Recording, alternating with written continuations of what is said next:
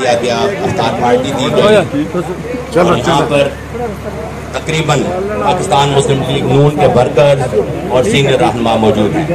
میں تمام مسلم لیگ کی طرف سے چودھری فاروق الطاف صاحب کو خوش آمدید کہتا ہوں۔ ایک بات جو آج کل سوشل میڈیا پہ چل رہی ہے کہ کوئی باہر سے آیا کوئی نہیں آیا، چند شاید دوستوں کو پتہ ہو، جوئی صاحب کے بزرگ اللہ غریب رحمت کرے اور خواجہ صفدر صاحب سیالکوٹ والے جو ہیں، وہ پاکستان مسلم لیگ جب یہاں پہ اس کا وجود اس طرح نہیں تھا، پیپلز پارٹی تھی، اس وقت بھی یہ پاکستان مسلم لیگ کی مجلس شورا کے ممبر ہے۔ جماعتوں میں لوگ آتے ہیں جاتے ہیں اور جماعت کا فخر ہوا کرتا ہے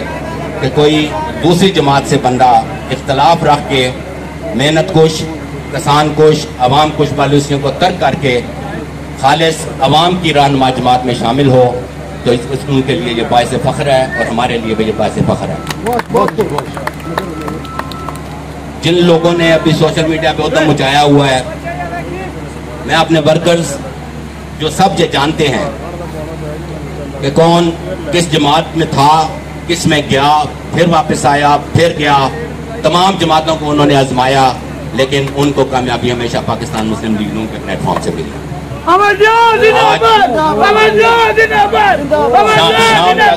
شام تک جو بینرز پوسٹر لگے ہوئے تھے،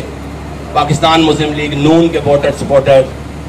اپنے نئے جو امیدوار تھے ان کی کمپین میں لگے ہوئے تھے، شام کو ان کے پوسٹر اتار کے اور دوسروں کے پوسٹر لگا دیے گئے، ہم نے پھر بھی ان کو ووٹ دیے۔ پاکستان مسلم لیگ نون انشاءاللہ متحد ہے۔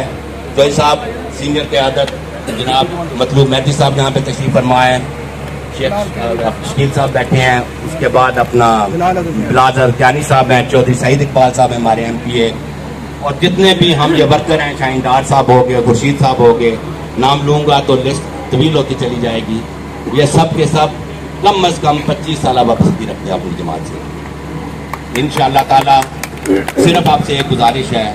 ہم پاکستان مسلم لیگ نون کے ورکرز بہت بنے ہیں، بہت زیرک سیاستدان تھے، اللہ غریب رحمت کرے، راجہ افضل صاحب، وہ دنیا میں نہیں ہیں، انہوں نے بہت شفقت دی، بہت پیار دیا۔ آپ کا بھی ایک سیاسی گھرانہ ہے، ہم آپ سے یہی توقع کرتے ہیں کہ آپ ہمارے ورکرز کو، مسلم لیگوں کو وہی پیار اور عزت دیں گے جو ملتی رہے۔